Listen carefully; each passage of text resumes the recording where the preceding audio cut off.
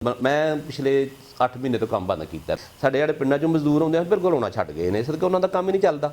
ਜਿਹੜਾ ਪਿਛਲਾ 1 ਸਾਲ ਤੋਂ ਟੈਕਸ ਲੱਗੇ ਸਨ ਬਰਦਾਸ਼ਤ ਤੋਂ ਬਾਹਰ ਹੋ ਗਏ ਨੇ ਸਾਡੇ। ਮਤਲਬ ਜਿਹੜੇ ਅਸੀਂ ਕਚਹਿਰੀ ਜਾਂਦੇ ਆ ਨਾ ਤੇ ਉਹਨੇ ਪੈਸੇ ਲਿਖਣ ਤੇ ਜਿੰਨੇ ਜ਼ਮੀਨ ਲਿਖਣ ਤੇ ਲਹਾਈ ਲੱਗ ਜਾਂਦੀ ਹੈ, ਉਹ ਹੀ ਬਹੁਤ ਮੁਸ਼ਕਲ ਹੋ ਜਾਂਦੀ ਹੈ। ਹੁਣ ਨਵਾਂ ਬਜਟ ਜਿਹੜਾ ਹੈ ਉਹਦੇ 'ਚ ਚਲੋ ਨਵਾਂ ਤੇ ਕੋਈ ਦੇਣਾ ਚਾਹੀਦਾ ਸੀ, ਉਹਦੇ 'ਚ ਮਤਲਬ ਕੋਈ ਗੁੰਜਾਇਸ਼ ਦੇਣੀ ਚਾਹੀਦੀ ਸੀ ਸਾਨੂੰ। ਉਹ ਨਜ਼ਰ ਨਹੀਂ ਆਉਂਦੀ ਵੀ ਕੋਈ ਗੁੰਜਾਇਸ਼ ਦਿੱਤੀ ਗਈ ਹੈ। ਅਸੀਂ ਦਫ਼ਤਰ 'ਚ ਜਾਂਦੇ ਹਾਂ ਤੇ ਉੱਥੇ ਰਸ਼ ਪਿਆ ਹੁੰਦਾ ਹੈ ਰਜਿਸਟਰੀਆਂ ਦਾ। ਹੁਣ ਉੱਥੇ ਬੰਦਾ ਹੀ ਕੋਈ ਨਹੀਂ, ਰਜਿਸਟਰੀ ਕਰਾਉਣਾ ਵੇਲੇ ਬੈਠੇ ਹੁੰਦੇ ਨੇ। ਮਤਲਬ ਇੱਥੇ ਪਾਕਿਸਤਾਨ 'ਚ ਕਿਉਂ ਕੋਈ ਪੈਸਾ ਲਾਏਦਾ? ਹੁਣ ਮਤਲਬ ਤੁਰਕੀ ਤੁਸੀਂ ਵੇਖੋ, ਤੁਰਕੀ ਜਿਹੜਾ ਬੰਦਾ ਪੈਸੇ ਲਾਉਂਦਾ ਉਹਨੂੰ ਕਿੰਨੀ ਸਹੂਲਤ ਮਿਲਦੀ ਹੈ। ਮਤਲਬ ਉਹ ਬਾਹਰ ਦੇ ਮੁਲਕਾਂ ਨੂੰ ਦੂਜਾ ਉਹਨਾਂ ਦੇ ਆਓ ਅਸੀਂ ਤੁਹਾਨੂੰ ਪਾਸਪੋਰਟ ਆਪਣਾ ਦਿੰਦੇ ਹਾਂ, ਮਤਲਬ ਸਹੂਲਤਾਂ ਦਿੰਦੇ ਨੇ ਪਏ। ਸਾਨੂੰ ਅੱਜ ਤੱਕ ਕੋਈ ਪਤਾ ਹੀ ਨਹੀਂ ਕਿ ਇੱਥੇ ਕੋਈ ਜਿਹੜਾ ਮਤਲਬ ਫਲਾਣਾ ਮਤਲਬ ਇਹੀ ਦੇ ਦੇਣ ਕਿ ਜਿਹੜਾ ਬੰਦਾ ਟੈਕਸ ਜ਼ਿਆਦਾ ਦਿੰਦਾ ਉਹਨੂੰ ਹੀ ਕੋਈ ਸਹੂਲਤ ਦੇ ਦੇਣ। ਸਾਡੇ ਤੇ ਇਹ ਵੀ ਨਹੀਂ ਗੱਲ ਕਿ ਜਿਹੜਾ ਬੰਦਾ ਜ਼ਿਆਦਾ ਟੈਕਸ ਦੇ ਉਹਨੂੰ ਜ਼ਿਆਦਾ। ਮੈਂ ਆਪਣੀ ਗੱਲ ਕਰਨਾ कि मैं 1999 का फाइलर हाँ। ओवरसीज पाकिस्तानियों को क्या समझते हैं कि उनका क्यों एतमाद उठ गया पाकिस्तान से, वो क्यों नहीं अपनी इन्वेस्टमेंट भेज रही यहाँ? ओवरसीज नहीं आते इस हिसाब से तो नहीं आते, क्योंकि उन्होंने तो उत्थे बाहर बैठे ही पैसा पिया वादा जो पाकिस्तान का पैसा डाउन होंदा पिया, वो क्यों पाकिस्तान 'ਚ पैसा लाण दे? ਜਿਹੜਾ ਪਿਛਲੇ ਸਾਲ ਮਤਲਬ 117 ਦਾ ਡਾਲਰ ਸੀ ਤੇ ਜਿਹਨੇ ਮਤਲਬ ਅੱਜ 200 300 ਤੇ ਪੜ ਗਿਆ, ਤੇ ਉਹ ਕਿਉਂ ਪਾਕਿस्तान 'ਚ ਪੈਸੇ ਲਾਏ ਦਾ? ਕਿਸ ਲਈ ਲਾਏ ਦਾ? ਮੈਂ ਨਹੀਂ ਸਮਝਦਾ ਗੱਲ कि वो डॉलर तरा के तो वो पाकिस्तान 'ਚ पलाट रहे। अस्सलाम वालेकुम नाज़रीन, न्यू टाइम्स पाकिस्तान से मैं हूं आपका होस्ट चौधरी मोहम्मद अवैस। नाज़रीन, इस वक्त पाकिस्तान के अंदर जो एक गैर यकीनी सूरत हाल बनी हुई है, जो पॉलिटिकल डिस्टेबिलिटी, आपको पता है कि ये डायरेक्टली प्रोपोर्शनल होती है इकनॉमिकल डिस्टेबिलिटी के। तो जैसे जैसे पाकिस्तान के अंदर गुज़रते दिन के साथ साथ जो इस्तेहकाम है उसका बेड़ा गर्क होता जा रहा है, वो आपके सामने उसकी बेशुमार वजूहात हैं। हमारे सियासतदानों ने आपस में अभी तक सर जोड़ के नहीं बैठे हुए, एक अना की जंग हम लोगों ने बनाई हुई है पाकिस्तान के अंदर। तो पाकिस्तान के अंदर जो नुमाया कारोबार थे उनमें जो शुमार होता था वो प्रॉपर्टी का बिज़नेस था, जिसके अंदर हमने देखा कि बहुत सारा ऐसा तबका जो मिडिल क्लास और लोअर क्लास फैमिली से उठ के तो वो अपर क्लास की तरफ उसका सफ़र जारी था। लेकिन अचानक से जब रजीम चेंज हुई है तो उसके बाद आज तक की डेट तक जो प्रॉपर्टी का बिज़नेस है वो बिल्कुल ठप हो चुका है, बल्कि माइनस में जाना शुरू हो गया। और जो ओवरसीज़ पाकिस्तानी था वो पाकिस्तान के अंदर प्रॉपर्टी के बिज़नेस में इन्वेस्टमेंट कर रहा था, अब उसने भी उसका जो एतमाद है वो भी ख़त्म होता जा रहा है। और बाहर से जो इन्वेस्टमेंट आती थी वो बिल्कुल इस वक्त ख़त्म हो चुकी है। बल्कि जो हमारे मुल्क के अंदर का जो हमारा अपना इन्वेस्टर था, जो पाकिस्तान के अंदर ही जिसका बिज़नेस था, उसने भी अपने सारी इन्वेस्टमेंट यहाँ से उठा के वो दूसरे ममालिक के अंदर इन्वेस्टमेंट कर रहा है। तो ये सूरत हाल कब तक चलती रहेगी? अब तो नया बजट भी आ गया, तो इस तमाम सूरत हाल के ऊपर गुफ्तगू करने के लिए मेरे साथ यहाँ पर मौजूद हैं खालिद महमूद बाजवा साहब, जो कि प्रॉपर्टी के कारोबार से ही मुंसलिक हैं। तो उनसे पूछते हैं कि इनका भी एक ह्यूज लेवल के ऊपर कारोबार फैला हुआ था, और जो मेरी ऑफ द रैकेट इनके साथ बात हो रही थी, ये भी काफ़ी गैर यकीनी सूरत हाल से ये भी उसी तरह ही तंग आए हुए थे, परेशान थे जैसे कि दूसरे कारोबारी शख्सियात इस वक्त आई हुई हैं। तो उनसे पूछते हैं कि इनको क्या मसले मसाइल इस वक्त पेश आ रहे हैं। जी अस्सलाम वालेकुम। जी वालेकुम सलाम। जी खालिद साहब, क्या हाल है? ठीक है जी, मेहरबानी, सब ठीक है। आप सब ठीक हो? जी, अल्लाह का बड़ी फजल है। खालिद साहब, इस वक्त आपको प्रॉपर्टी के बिज़नेस में कौन सी ऐसी मुश्किलात पेश आ रही हैं और कौन सी ऐसी हर्डल्स हैं जिनकी वजह से आप मेंटली तौर पर डिस्टर्ब इस वक्त हुए हैं अपने बिज़नेस को लेकर? ਸਭ ਤੋਂ ਪਹਿਲਾਂ ਤੇ ਦੇਖਣਾ ਪੈਂਦਾ ਕਿ ਤੁਸੀਂ ਪ੍ਰਾਪਰਟੀ ਦੇ ਵਿੱਚ ਜਿਹੜਾ ਕੰਮ ਕਰਦੇ ਹੋ, ਇਹਦੇ 'ਚ ਮਜ਼ਦੂਰ ਦਾ ਬੜਾ ਰੋਲ ਹੈ। ਮਜ਼ਦੂਰ ਸਾਡਾ ਕੰਮ ਕਰੇਗਾ, ਸਾਡੀ ਮਤਲਬ ਸਾਡੇ ਕੋਲ ਆਏਗਾ, ਸਾਡੇ ਮਕਾਨ ਬਣਨ ਦੇ ਜੋ ਵੀ ਬਣਦੇ ਤੇ ਸਾਡੀ ਪ੍ਰਾਪਰਟੀ ਅੱਗੇ ਚੱਲੇਗੀ। ਮਜ਼ਦੂਰ ਹੀ ਇਸ ਪੋਜੀਸ਼ਨ 'ਚ ਨਹੀਂ ਰਿਹਾ ਕਿ ਉਹ ਆ ਕੇ ਸਿਆਲਕੋਟ ਨੂੰ ਵਾਪਸ ਤੁਰ ਜੇ ਆਪਣੇ ਘਰਾਂ ਨੂੰ। ਇਸ ਲਈ ਕੋਈ ਜਿੰਨਾ ਖਰਚਾ ਹੋ ਗਿਆ, ਸੜਕਾਂ ਟੁੱਟੀਆਂ, ਆਉਂਦੇ ਹੀ ਨਹੀਂ ਸਾਨੂੰ ਮਤਲਬ ਮਜ਼ਦੂਰ। ਜਿਹੜੇ ਲੋਕ ਮਜ਼ਦੂਰ ਇੱਥੇ ਆਏ ਨੇ ਕੰਮ ਕਰਦੇ ਨੇ ਪਏ, ਉਹਨਾਂ ਨੂੰ ਦਿਹਾੜੀ ਨਹੀਂ ਮਿਲਦੀ। ਕਿਸ ਵਜ੍ਹਾ ਨਾਲ ਦਿਹਾੜੀ ਨਹੀਂ ਮਿਲਦੀ? ਕਿ ਸਰੀਆ ਇੰਨਾ ਮਹਿੰਗਾ ਹੋ ਗਿਆ, ਸੀਮੈਂਟ ਮਹਿੰਗਾ ਹੋ ਗਿਆ। ਜਿਹੜਾ ਬੰਦਾ ਇੰਨਾ ਪੈਸਾ ਲਾਏ ਦਾ ਉਹਦਾ ਆਗੂ ਵਿਕਰਾ ਨਹੀਂ ਹੁੰਦਾ, ਮਤਲਬ ਉਹਦਾ ਮਕਾਨ ਨਹੀਂ। ਮਤਲਬ ਮੈਂ ਪਿਛਲੇ 8 महीने तो काम बंद किया। लेकिन सर मजदूर जो है वो किस तरह वो अफोर्ड करेगा?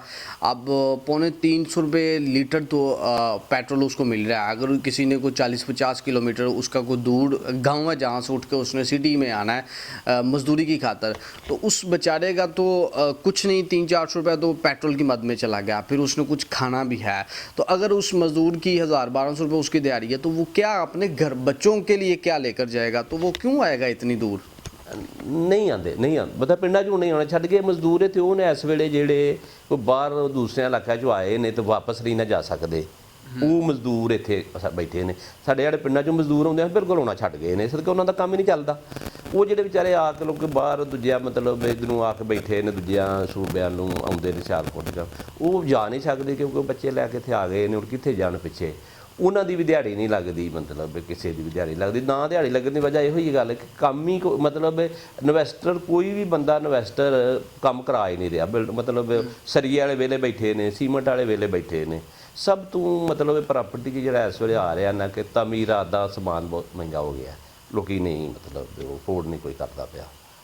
ਦੂਸਰਾ ਜਿਹੜਾ ਮਤਲਬ ਟੈਕਸ ਦੇ ਮਾਮਲੇ ਨੇ, ਮੈਂ ਸਮਝਦਾ ਕਿ ਜਿਹੜਾ ਪਿਛਲਾ 1 ਸਾਲ ਤੋਂ ਟੈਕਸ ਲੱਗੇ ਸਨ ਬਰਦਾਸ਼ਤ ਤੋਂ ਬਾਹਰ ਹੋ ਗਏ ਨੇ ਸਾਡੇ। ਮਤਲਬ ਜਿਹੜੇ ਅਸੀਂ ਕਚਹਿਰੀ ਜਾਂਦੇ ਹਾਂ ਨਾ ਤੇ ਉਹਨੇ ਪੈਸੇ ਲਿਖਣ ਤੇ ਜਿੰਨੇ ਜ਼ਮੀਨ ਲਿਖਣ ਤੇ ਲਹਾਈ ਲੱਗ ਜਾਂਦੀ ਹੈ, ਉਹ ਬਹੁਤ ਮੁਸ਼ਕਲ ਹੋ ਜਾਂਦੀ ਹੈ। ਹੁਣ ਨਵਾਂ ਬਜਟ ਜਿਹੜਾ ਹੈ ਉਹਦੇ 'ਚ ਚਲੋ ਨਵਾਂ ਤੇ ਕੋਈ ਦੇਣਾ ਚਾਹੀਦਾ ਸੀ, ਉਹਦੇ 'ਚ ਮਤਲਬ ਕੋਈ ਗੁੰਜਾਇਸ਼ ਦੇਣੀ ਚਾਹੀਦੀ ਸੀ ਸਾਨੂੰ, ਉਹ ਨਜ਼ਰ ਨਹੀਂ ਆਉਂਦੀ ਵੀ ਕੋਈ ਗੁੰਜਾਇਸ਼ ਦਿੱਤੀ ਗਈ ਹੈ। ਅਗਰ ਇਹ ਨਵੇਂ ਬਜਟ 'ਚ ਕੋਈ ਮਤਲਬ ਗੁੰਜਾਇਸ਼ ਦੇਣ ਤੇ ਇਹਦੇ 'ਚ ਮਜ਼ੀਦ ਬਿਹਤਰੀ ਆ ਕੁਝ ਸ਼ੁਰੂ ਹੋ ਸਕਦਾ, ਕੰਮ ਬਿਹਤਰ ਹੋ ਸਕਦਾ ਤੇ ਦੇਣੀ ਚਾਹੀਦੀ ਇਹਨਾਂ ਨੂੰ ਬਜਟ ਦੇ ਵਿੱਚ। ਕਿਉਂਕਿ ਜੇ ਪ੍ਰਾਪਰਟੀ ਦਾ ਕੰਮ ਚੱਲੇ ਦਾ ਗਵਰਨਮੈਂਟ ਨੂੰ ਮਤਲਬ ਉੱਥੇ ਜਿਹੜੀ ਅਸੀਂ ਦਫ਼ਤਰ 'ਚ ਜਾਂਦੇ ਹਾਂ ਤੇ ਉੱਥੇ ਰਸ਼ ਪਿਆ ਹੁੰਦਾ ਰਜਿਸਟਰੀਆਂ ਦਾ, ਹੁਣ ਉੱਥੇ ਬੰਦਾ ਹੀ ਕੋਈ ਨਹੀਂ ਰਜਿਸਟਰੀ ਕਰਾਉਣਾ, ਵਿਹਲੇ ਬੈਠੇ ਹੁੰਦੇ ਨੇ। ਇਸ ਲਈ ਗਵਰਨਮੈਂਟ ਨੂੰ ਸਾਡੇ 'ਤੇ ਇਹ ਖਿਆਲ ਕਰਨਾ ਚਾਹੀਦਾ ਹੈ ਕਿ ਇਹ ਇੰਡਸਟਰੀ ਇਹ ਬਣ ਗਈ ਗਵਰਨਮੈਂਟ ਦੀ, ਇੱਥੋਂ ਹੀ ਤੇ ਪੈਸਾ ਹੁੰਦਾ ਸੀ ਤੇ ਮੁਲਕ ਮਤਲਬ ਬਿਹਤਰ ਚੱਲਦਾ ਸੀ, बंद हो गया। ऊपर एक ज़रा आर्गूमेंट्स कीजिएगा कि पाकिस्तान का जो इन्वेस्टर है, एक तो ओवरसीज़ पाकिस्तानी उन्होंने पैसे भेजने बंद कर दिए हैं, उसकी एक बड़ी वजह क्या आप समझते हो? दूसरा पाकिस्तान का जो अपना अंदर से जो इन्वेस्टर था, जो यहाँ पे के ऊपर ही वो रेजिडेंस था, उसने भी अपनी इन्वेस्टमेंट यहाँ से उठाकर तो दूसरे ममालिक में ले गए, इसकी क्या बड़ी वजह समझते हैं आप? ਮਤਲਬ ਇੱਥੇ ਪਾਕਿਸਤਾਨ 'ਚ ਕਿਉਂ ਕੋਈ ਪੈਸਾ ਲਾਏਦਾ? ਹੁਣ ਮਤਲਬ ਤੁਰਕੀ ਤੁਸੀਂ ਵੇਖੋ, ਤੁਰਕੀ ਜਿਹੜਾ ਬੰਦਾ ਪੈਸੇ ਲਾਉਂਦਾ ਉਹਨੂੰ ਕਿੰਨੀ ਸਹੂਲਤ ਮਿਲਦੀ ਹੈ। ਮਤਲਬ ਉਹ ਬਾਹਰ ਦੇ ਮੁਲਕਾਂ ਨੂੰ ਦੂਜਿਆਂ ਉਹਨਾਂ ਦੇ ਆਓ ਅਸੀਂ ਤੁਹਾਨੂੰ ਪਾਸਪੋਰਟ ਆਪਣਾ ਦਿੰਦੇ ਹਾਂ, ਮਤਲਬ ਸਹੂਲਤਾਂ ਦਿੰਦੇ ਨੇ ਪਏ। ਸਾਨੂੰ ਅੱਜ ਤੱਕ ਕੋਈ ਪਤਾ ਹੀ ਨਹੀਂ ਕਿ ਇੱਥੇ ਕੋਈ ਜਿਹੜਾ ਮਤਲਬ ਫਲਾਣਾ ਮਤਲਬ ਇਹੀ ਦੇ ਦੇਣ ਕਿ ਜਿਹੜਾ ਬੰਦਾ ਟੈਕਸ ਜ਼ਿਆਦਾ ਦਿੰਦਾ ਉਹਨੂੰ ਹੀ ਕੋਈ ਸਹੂਲਤ ਦੇ ਦੇਣ। ਸਾਡੇ ਤੇ ਇਹ ਵੀ ਨਹੀਂ ਗੱਲ ਕਿ ਜਿਹੜਾ ਬੰਦਾ ਜ਼ਿਆਦਾ ਟੈਕਸ ਦੇ ਉਹਨੂੰ ਜ਼ਿਆਦਾ। ਮੈਂ ਆਪਣੀ ਗੱਲ ਕਰਨਾ ਕਿ ਮੈਂ 1999 ਦਾ ਫਾਈਲਰ ਹਾਂ, ਹਰ ਚੀਜ਼ ਕਰੀਦੀ ਇਸ ਤਰ੍ਹਾਂ ਗੱਲ ਕਿ ਇਹ ਕੋਈ ਫਾਈਲਰ ਨੂੰ ਹੀ ਜਿਹੜਾ ਬੰਦਾ ਬਹੁਤਾ ਟੈਕਸ ਦਿੰਦਾ ਉਹਨੂੰ ਹੀ ਕੋਈ ਫਾਇਦਾ ਦੇ ਖੜੇ ਗਵਰਨਮੈਂਟ, ਮਤਲਬ ਫਿਰ ਵੀ ਲੋਕਾਂ ਦਾ ਦਿਲ ਵਧੇ। सर ओवरसीज़ पाकिस्तानियों को क्या समझते हैं कि उनका क्यों एतमाद उठ गया पाकिस्तान से, वो क्यों नहीं अपनी इन्वेस्टमेंट भेज रही यहाँ पे? ਓਵਰਸੀਜ਼ ਨਹੀਂ ਆਉਣਦੇ ਇਸ ਹਿਸਾਬ 'ਚ ਤਾਂ ਨਹੀਂ ਆਉਂਦੇ ਕਿਉਂਕਿ ਉਹਨਾਂ ਦਾ ਤੇ ਉੱਥੇ ਬਾਹਰ ਬੈਠੇ ਹੀ ਪੈਸਾ ਪਿਆ ਵੱਧਦਾ, ਜੋ ਪਾਕਿਸਤਾਨ ਦਾ ਪੈਸਾ ਡਾਊਨ ਹੁੰਦਾ ਪਿਆ, ਉਹ ਕਿਉਂ ਪਾਕਿਸਤਾਨ 'ਚ ਪੈਸਾ ਲਾਉਣ ਦੇ?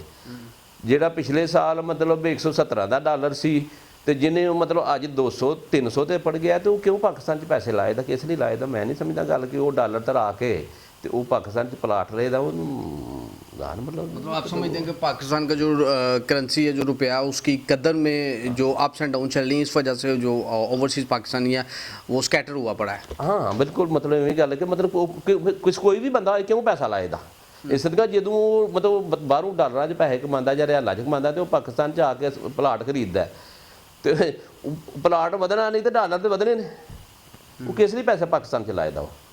सर पाकिस्तान में आप क्या समझते हैं कि इस वक्त कोई बिजनेस है जो इस वक्त सिक्योर है, आप पूरे सिनेरियो को देखते हुए? मैं नहीं समझता कि इस वेले पाकिस्तान हमारी जो एक्सपोर्ट है वो मनफी 2.9 के ऊपर चली गई, माइनस में चली गई है। तो नहीं एक्सपोर्ट तो फिर भी कोई चलो चम चलता है बस ठीक है, लेकिन सब तो ज़्यादा बेड़ा गर्क जो हो गया ना वो प्रॉपर्टी का हो गया। अच्छा हाँ इस ਵੇਲੇ ਮਤਲਬ ਮੈਨੂੰ ਸਭ ਤੋਂ ਜ਼ਿਆਦਾ ਇਹ ਹੀ ਅੱਛਾ ਸੀ ਕੰਮ, ਸਭ ਤੋਂ ਇਹ ਮਤਲਬ ਦਾ ਬੇੜਾ ਕਰ ਹੋ ਗਿਆ ਐਕਸਪੋਰਟ। ਹੁਣ ਸਿਆਲਕੋਟ ਜੇ ਤਾਂ ਫਿਰ ਵੀ ਹੋਰ ਗੁਜ਼ਾਰਾ ਹੁੰਦਾ ਪਿਆ ਲੋਕਾਂ ਦਾ। भी कम हो गया, आप रिपोर्ट चेक कर लें, -2.9 के ऊपर इस वक्त चली गई है। सही ਤੁਸੀਂ आ रहे हो। इसके अलावा इसका ज़रा सोल्यूशन बता दें कि आप क्या समझते हैं कि क्या होना चाहिए, इसका क्या सोल्यूशन क्या है कि फिर पाकिस्तान के अंदर थोड़ी बहुत स्टेबिलिटी आ जाएगी इकोनॉमिकली? ਜਿੰਨਾ ਚਿਰ ਮਤਲਬ ਤੁਸੀਂ ਵੇਖੋ ਨਾ, ਸਾਨੂੰ ਇਹ ਹੀ ਨਹੀਂ ਪਤਾ ਕਿਸੇ ਨੂੰ ਕਿ ਇੱਥੇ ਕੀ ਹੋਣਾ ਹੈ। ਇਲੈਕਸ਼ਨ ਮਤਲਬ ਕਮ ਸੇ ਕਮ ਇਲੈਕਸ਼ਨ ਹੀ ਲਾਉਂਸ ਕਰ ਛੱਡਣਾ ਤੇ ਲੋਕੀ ਫੇਰ ਵੀ ਮਤਲਬ ਇਸ ਗੱਲ ਨੂੰ ਸਮਝਦੇ ਨੇ ਕਿ ਚਲੋ ਕੋਈ ਗਵਰਨਮੈਂਟ ਆ ਜਾਣੀ ਹੈ ਤੇ ਇਸ ਲਈ ਅਸੀਂ ਕੋਈ ਅੱਜ ਹੀ ਇਲੈਕਸ਼ਨ ਅਨਾਉਂਸ ਹੋ ਜੇ ਕਾਰੋਬਾਰ ਬਿਹਤਰ ਹੋਣੇ ਸ਼ੁਰੂ ਹੋ ਜਾਂਦੇ ਨੇ। मतलब आप समझते हैं कि वह जो इस वक्त हल है वो अगला इलेक्शन ही है, वो क्यों समझते हैं आपके? क्या इलेक्शन हो जाएगा तो तमाम मसलों का हल उस एक इलेक्शन में है? वो तो एक फैक्टर है। ਦੇਖੋ ਬਾਹਰ ਦੇ ਮੁਲਕ ਜਿਹੜਾ ਬੰਦਾ ਡਾਲਰ ਤੋਂ ਹਟ ਕੇ ਤੁਸੀਂ ਦੇਖੋ ਕਿ ਜਿਹੜਾ ਬਾਹਰ ਦਾ ਬੰਦਾ ਹੈ, ਬਾਹਰ ਪੈਸੇ ਕਮਾਉਂਦੇ ਨੇ, ਉਹਨਾਂ ਨੇ ਇਹ ਹੀ ਨਹੀਂ ਪਤਾ ਕਿ ਇੱਥੇ ਇਲੈਕਸ਼ਨ ਕਦੋਂ ਹੋਣੇ ਨੇ, ਇੱਥੇ ਗਵਰਨਮੈਂਟ ਕਿਹਦੀ ਹੋਣੀ ਜਾਂ ਕਿੰਜ ਹੋਣਾ, ਕੀ ਹੋਣਾ, ਉਹ ਮਤਲਬ ਲੋਕੀ ਦੇ ਮਤਲਬ ਕਦੇ कैसे होंगे? कोई मुस्तकिल पॉलिसीज नहीं है। ਕੋਈ ਲੋਕਾਂ ਨੂੰ ਪਾਲਿਸੀ, ਕੋਈ ਲੋਕਾਂ ਨੂੰ ਪਤਾ ਹੀ ਨਹੀਂ ਇਸ ਗੱਲ ਦਾ ਕਿਉਂ ਲੋਕੀ ਪਾਕਿਸਤਾਨ ਆ ਕੇ ਪੈਸੇ ਲਾਉਂਦੇ, ਮੈਨੂੰ ਨਹੀਂ ਸਮਝਦਾ। ਹਾਂ ਮਤਲਬ ਕੋਈ ਅੱਛੀ ਗਵਰਨਮੈਂਟ ਬਣ ਜੇ, ਇਲੈਕਸ਼ਨ ਆ ਜਾਣ ਤਾਂ ਜ਼ਰੂਰ ਲੋਕੀ ਪੈਸੇ ਬਾਹਰ ਲੋਕੀ ਆਉਂਦੇ। जी बहुत शुक्रिया जी। नाज़रीन, ये हैं खालिद महमूद बाजवा साहब, प्रॉपर्टी का एक ह्यूज लेवल के ऊपर सियालकोट में ये अपना कारोबार कर रहे थे, लेकिन आजकल इनके बकौल के इन्होंने बदकिस्मती के साथ कंस्ट्रक्शन का काम भी रोक दिया हुआ है और न्यू जो प्रॉपर्टी के लेन देन है वो भी इन्होंने अभी फ्रीज़ किया हुआ है। आइसोलेशन के ऊपर इस वक्त इनका सारे का सारे बिज़नेस जो है ना वो लग चुका है। तो उनका सिर्फ यही कहना है कि ये कारोबार अगर आपने इसको रीओपन करना है या फिर पुराने वाली अपनी पीक के ऊपर इसको लेके जाना है तो उसका सिर्फ वाहिद एक हल इलेक्शन ही है। चूँकि इलेक्शन होगा तो एक स्टेबल गवर्नमेंट आएगी 5 साल के लिए, और चूँकि जो ओवरसीज़ पाकिस्तानी है उसको भी खुलकर ये चीज़ें समझ आना शुरू हो जाएंगी कि जो गवर्नमेंट आई है इसकी पॉलिसीज़ क्या हैं इस कारोबार को लेके।